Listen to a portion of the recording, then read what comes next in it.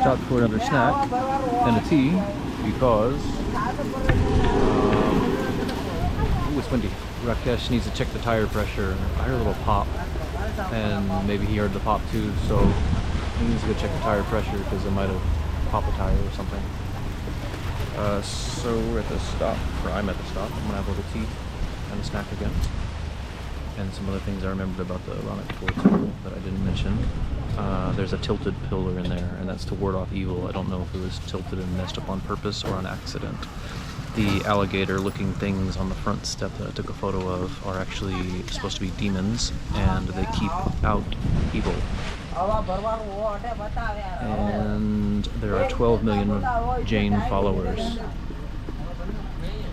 Says the audio guide. Maybe Wikipedia and the internet says different, but the audio guide said 12 million. There's Rakesh. Maybe the tires are okay. I don't know. I've arrived at Ranakpur.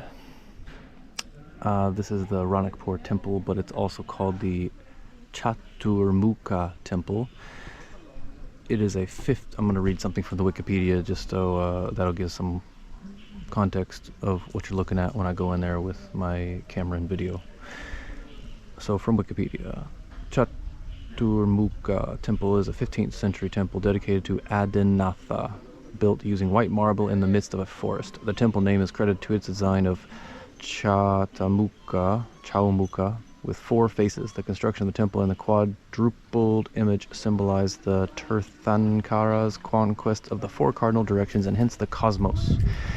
The temple is one of the largest Jain temples and considered one of the 5 holiest Jain shrines in India and part of Gorwad Panch Tirth. The architecture and stone carvings of the temple are based on the ancient Mirpur Jain temple in Mirpur in Rajasthan. More in a second. Hello. So I was trying to find Rakesh because I need my ID to act as collateral for my audio guide, but my ID was in the car. And so I was just gonna do my videos and then go in without the audio guide, but Rakesh found me and gave me his ID. So now I have an audio guide. Okay, read a couple more things from Wikipedia and then we'll go in. The temple is famous for its beautiful carved idol of Parshavanatha, made out of a single marble slab. The idol has 1,008 snake heads and numerous tails, so I will see that. 2 Chauri bears and Yaksha and Yakshi, half human and half snake, stand on either side. There are 2 elephants purifying Parshavanatha. One cannot find the end of the tails. Some other representations, design, blah blah blah, 1459. Signed of the temple in 1459. The Parthen. Oh, that was from another temple. Anyway, but this is from the 1400s. And then who does this Adinatha? Who I looked up like this Adinatha character who the temple is dedicated to. Who is that? And then you go over to this thing, Rishabhanatha, who is also called Adinatha, which translates to the First Lord. Many different names here. Blah, blah, blah. He was the first of 24 teachers in the present half cycle of time in Jain cosmology, and called a forward maker because his teachings helped one across the sea of interminable rebirths and deaths. The legend depicts him as having lived millions of years ago. He was the spiritual successor of Samprati Bhagwan. Bhagwan means God, by the way. The last Tirthankar of previous time cycle. He's also known as Adinatha, which translates to blah blah blah. And when you go to like this Adinatha guy, he was in the line of, let's see, where did I see that?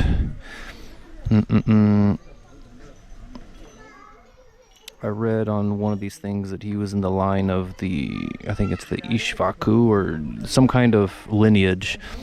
And it also happened that the Buddha was of that lineage, and also Krishna, and also, I guess just Vishnu and Krishna, who in Hinduism are, I believe, the 8th and 9th incarnations of Vishnu. So Jainism is tied into Hinduism in a few different ways. That's the takeaway I got. And also this thing was built in the mid 1400s. So that's another takeaway. All right, let's go see what is in the Ranakpur temple.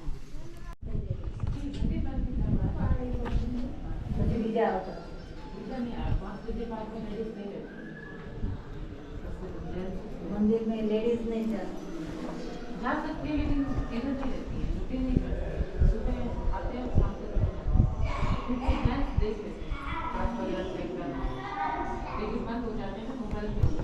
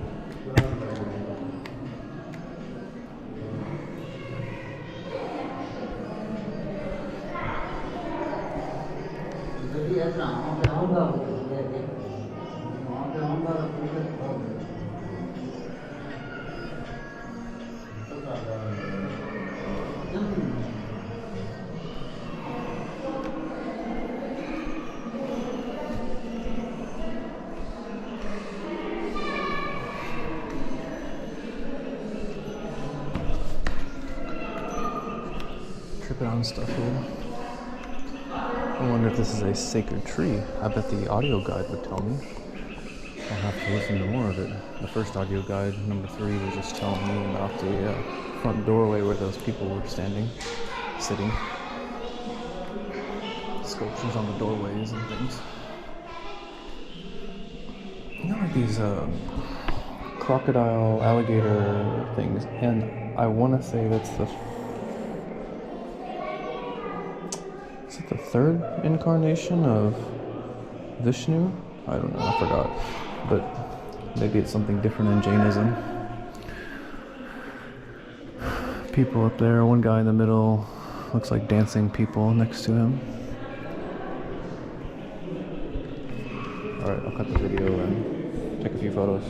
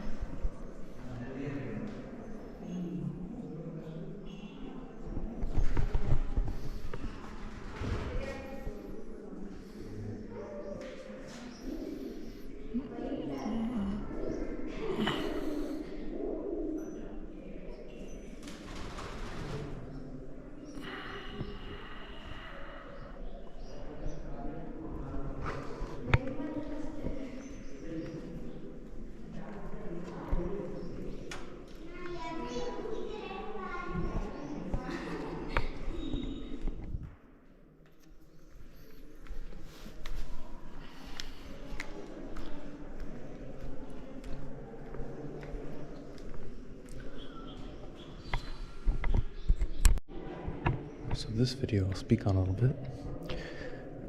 I've been listening to a little bit of the audio guide. It sounds like Akbar, the Mughal emperor,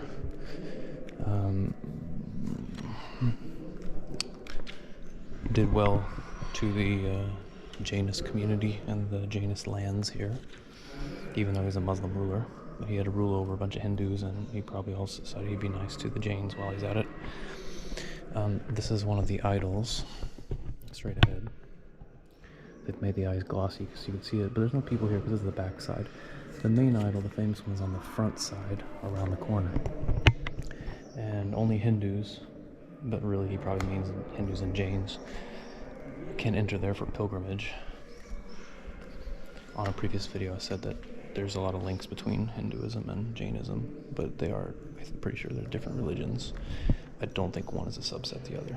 There's different religions, but they have some common links with Hinduism, mythology and things.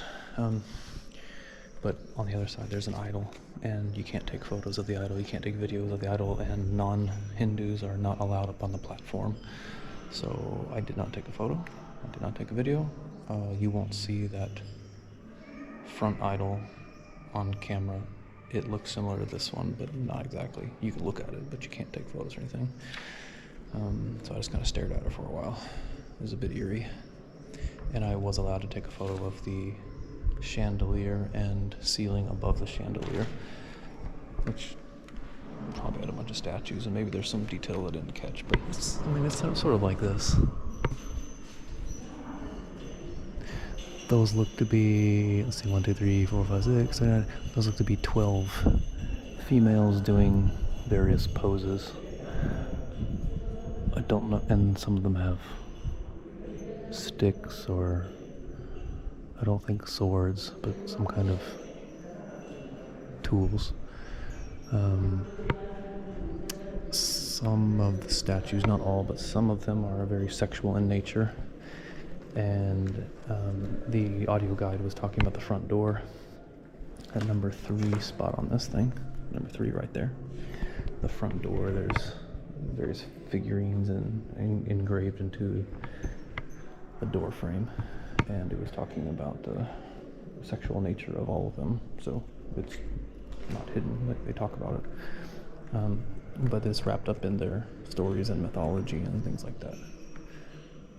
The rest of the temple, I can't really make sense of what the figurines are doing. They're usually holding things or standing in certain poses. There are some Jain priests around here. I saw them over there. They asked me where I'm from, and he said he's a priest here, and he has a friend in Dallas. So let's see if I can get some more photos, and then listen to the audio guide a little bit more, and then I'll get out of here. This is Partkava. Oh, I can't videotape this, sorry. And he lived 3,000 years ago, says the audio guide. If I can slip a photo of him, but I just noticed that it's kind of prohibited. So usually I'm pretty respectful, but nobody's around, and I don't know if they care about this one very much. Okay, so I'm sitting here with Rakesh. Before I hand over the audio guide, there's several things I saw in there that I couldn't talk about on the video, but I want to talk about here. And this is just so I don't forget. I don't know if you can find it easily on Wikipedia or something, so I want to not forget what I learned. That entryway, if you look up, I took a photo of it. There's a demon face, which doesn't actually look like evil, it's like a human face, but it's a demon with 5 bodies, and that's the 5 aspects of evil, which are 5-bodied single-headed demon. The 5 aspects are attachment, anger, greed, intoxication, and sensual craving. So those are the 5 evils, and they all have 1 face. That of the demon, it's called a kichak. Okay, let's see. So, don't think I need that anymore. Eek. I am finished with the audio guide. Thank you. Thank you, Rakesh. So Rakesh has to go get his ID because I didn't have my ID, so he gave me his, and I gave him. So Ah, right. The yellow one. There it is. Okay. Other things I saw in there. What are the names of this stuff? The names are so hard for me because I'm not from India. The Parshvanath circular statue that had snakes everywhere. That's the one that has like 1,008 snakes. It has it because he was walking around one day, he saw a log and he thought he saw like a couple snakes in there, so he broke the log open, it was on fire, and he found like, oh, these are just 2 burned cobras. Well, the cobras ended up being his companions from then on. One is like the queen of the cobras, queen of the snakes, and then the other one was just his consort. That's what they turned into 2 humans. 2 snakes turned into 2 humans, and then so there's 5 figures. He's in the middle. The Parshvanath is on the middle, and then his 2 new companions are next to him, and then to the outer of that is the 2 celestial dancers. I don't think did I take a photo of it? Maybe. I certainly took a video of it. And then there's like this big, huge, it looks like from the G.I. Joe movie from when I was a kid, this big, huge snake umbrella over them with a bunch of snake heads. So there you have it.